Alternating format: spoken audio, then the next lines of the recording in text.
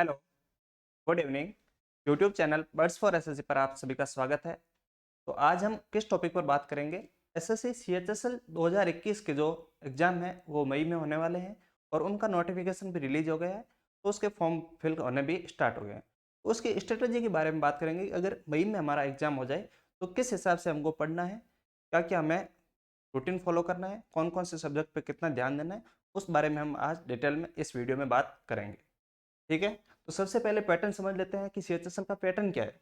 इसमें रीजनिंग के 25 question 50 marks के, क्वांटिटेटिव एप्टीट्यूड 25 क्वेश्चन 50 मार्क्स के, जनरल अवेयरनेस 25 क्वेश्चन 50 मार्क्स और इंग्लिश 25 क्वेश्चन 50। टोटल कितने हो गए? 100 क्वेश्चन और टोटल जो वेटेज हमारा 200 मार्क्स का है। ठीक है, कोई सेक्शनल कट ऑफ नहीं है, कोई सेक्शनल टाइमिंग नहीं है इसमें। यहाँ तक बात क्लियर। आगे अगर हम बात करें तो ये है सीएचएसएल 2020 के जो टीयर 1 है उसकी कट ऑफ थी, तो जिसमें यूआर कैटेगरी की कट ऑफ,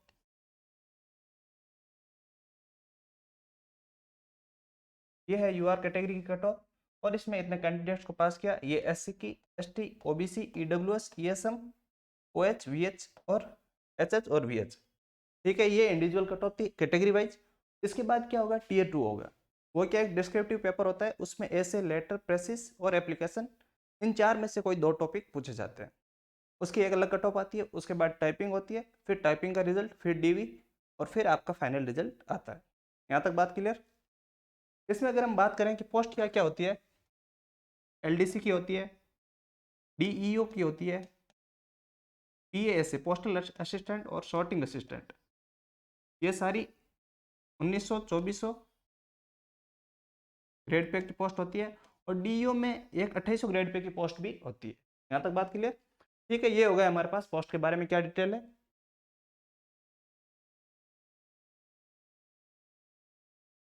उसके बाद अगर हम बात करें कि टॉपिक वाइज क्या क्या वेटेज है मैथ्स में, रीजनिंग में, जीके में और इंग्लिश में, तो यहाँ पर अगर मैथ्स की हम बात करें तो मैथ्स में अगर सबसे पहले ज्योमेट्री की बात करें तो प्री में कितने क्वेश्चन आएंगे? सीएचएसएल 2019 में 3 क्वेश्चन आए थे, 2020 में एवरेज 4 क्वेश्चन, कुछ एक पेपर में एक दो इधर हो जाते हैं। ठीक है, ये मेंसुरेशन का वेटेज है 1-1, एलजेब्रा का 3-3, ट्रिग्नोमेट्री 3, 2 या 3, कोऑर्डिनेट के 1-0 या फिर 0। बहुत ही रेयर चांस होते हैं कि प्री के एग्जाम में कोऑर्डिनेट के क्वेश्चन आपसे पूछे जाएंगे। फिर percentage, profit loss, CISI, time and work, average, ratio proportion, TSD, number system, DI, TSD मतलब टाइम, स्पीड और distance, number system, DI, simplification. Total 25 question है और ये इनका वेटेज है। आप स्क्रीनशॉट ले सकते हैं या फिर अभी भी देख सकते हैं कि कैसे क्या पैटर्न है। ठीक है, उसके बाद अगर हम बात करें ये रीजनिंग है, तो रीजनिंग में काउंटिंग फिगर से एक क्वेश्चन आया था लास्ट टाइम। कैलेंडर से बहुत ही रेयर चांस है, एक आध कोई शिफ्ट में क्वेश्चन पूछ ले, बाकी कैलेंडर और क्लॉक से कोई क्वेश्चन नहीं आता है। एनालॉजी से 3 क्वेश्चन, सिलॉग से 1, डिक्शनरी से 1, मिसिंग टर्म से 4, odd one out 4, blood relation 1, coding decoding 2, Venn diagram 1, sign change 1, missing finding figure 2, dice cube 1 question, cutting and folding 1 question और मिरर या वाटर इमेज 1 क्वेश्चन। आप स्क्रीनशॉट ले सकते हैं इसका या फिर अपने हिसाब से इसे देख सकते हैं।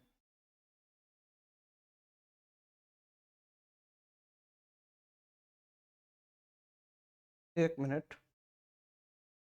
फिर ये जीके के बारे में, अगर जनरल अवेयरनेस या फिर जनरल स्टडी के बारे में बात करें तो उसमें क्या है, ये एवरेज मार्क्स बता रहा हूँ। ठीक है, क्योंकि हर शिफ्ट में इनका वेरिएशन होता रहता है, किसी शिफ्ट में 2 क्वेश्चन पूछ लिए, किसी में हिस्ट्री से 3 पूछ लिए।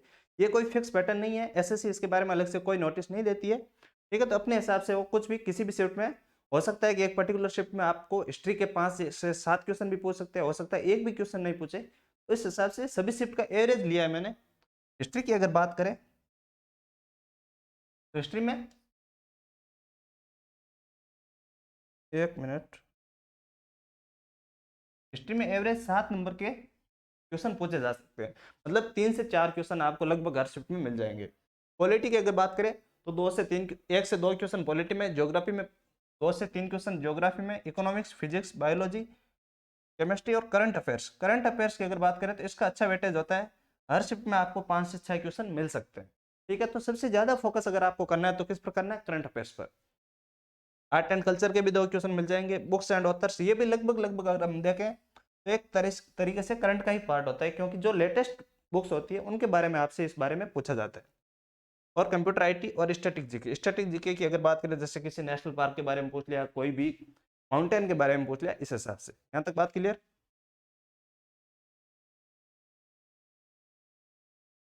और ये है इंग्लिश। इंग्लिश में ये पूरा वोके पोर्शन है, ये वाला। ठीक है, एंटोनियम्स पूछ सकते हैं, दो क्वेश्चन ये आएंगे, सिनोनियम्स के दो आएंगे, स्पेलिंग दो आएगी, करेक्ट है या इनकरेक्ट है। ओडब्ल्यूएस वन वर्ड सब्स्टिट्यूशन वो भी दो आएंगे, इडियम्स फ्रेज भी दो आएगी। इंग्लिश का लगभग लगभग पैटर्न यही रहता है, ये किसी भी शिफ्ट में चेंज नहीं होता है। ठीक है, क्लोज टेस्ट क्या होता है, कोई भी एक आपको पैसेज दे देंगे, पैराग्राफ दे देंगे, उसमें कुछ फिल इन द ब्लैंक्स होंगे, वो 5 क्वेश्चन आपको इसमें मिलेंगे।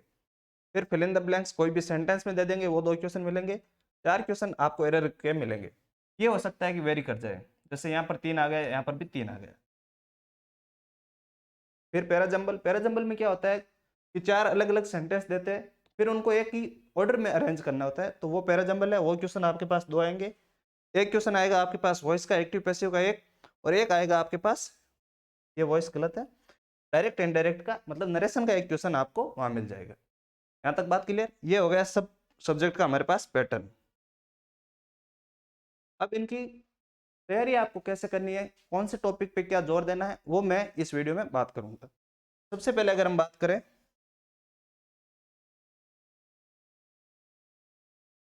मैथ्स की, तो मैथ्स आपको कैसे करनी है।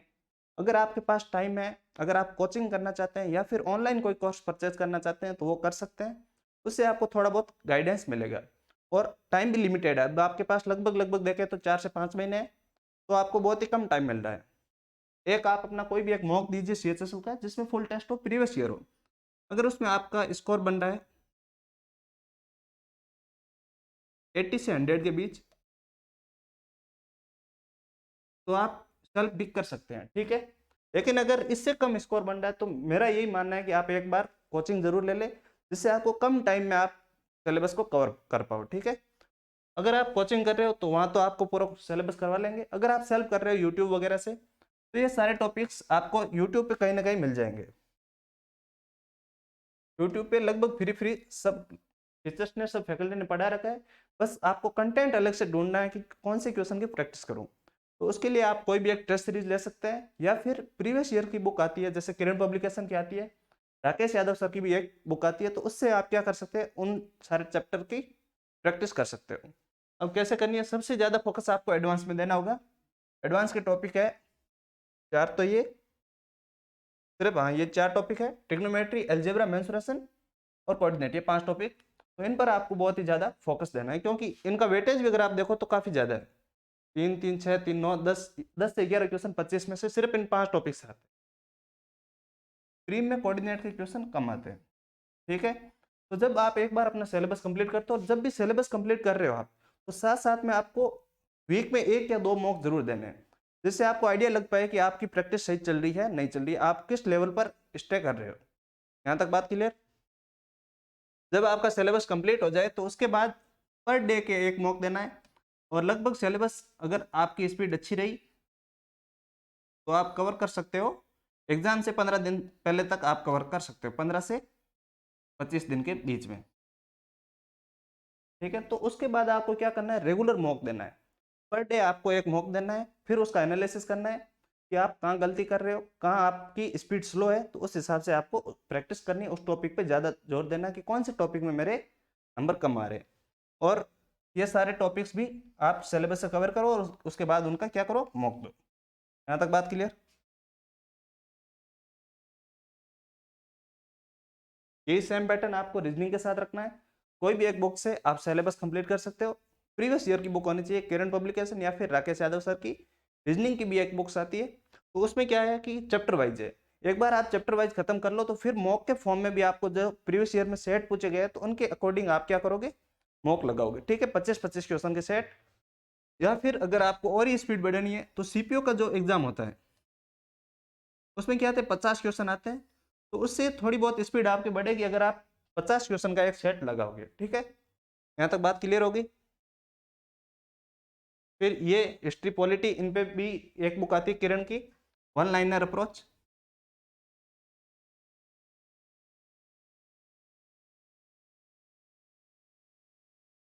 ठीक है, यहाँ से आप थ्योरी कंप्लीट कर सकते हो, और इसी की प्रीवियस ईयर की क्या आती है क्वेश्चन, सिर्फ क्वेश्चन बैंक है उसमें, बहुत सारे क्वेश्चन होंगे प्रीवियस ईयर में पूछे हुए, तो उनसे आप क्वेश्चन की प्रैक्टिस कर सकते हो। या फिर एक बुक आती है लुसेंट की,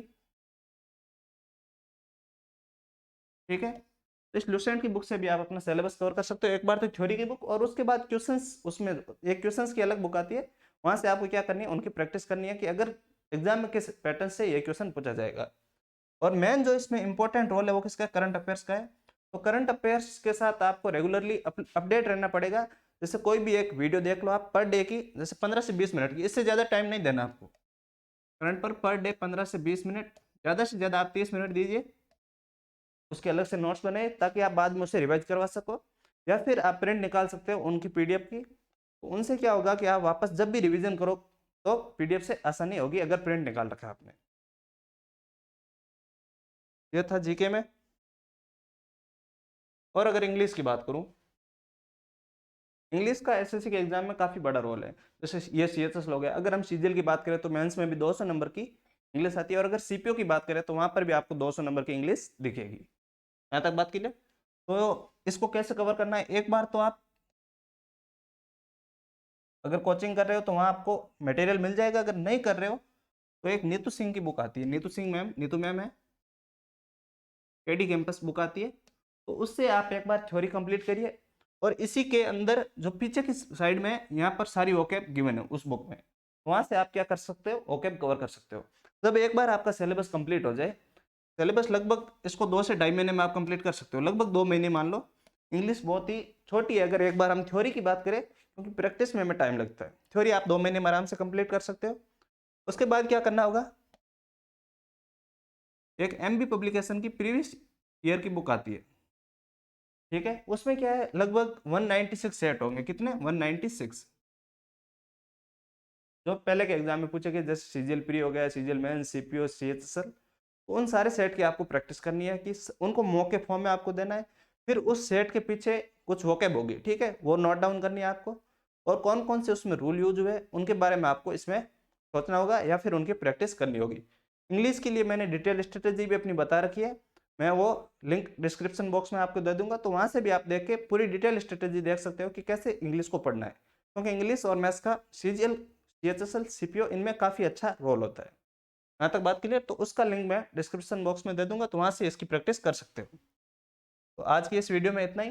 बाकी अगर आपको कुछ नया कंटेंट चाहिए, कुछ नए टॉपिक चाहिए कि कैसे हम और एग्जाम्स की तैयारी कर सके, तो आप कमेंट सेक्शन में जरूर मुझे बताना, जिससे कि मैं वीडियो लेके आपके सामने आऊँ। Thank you.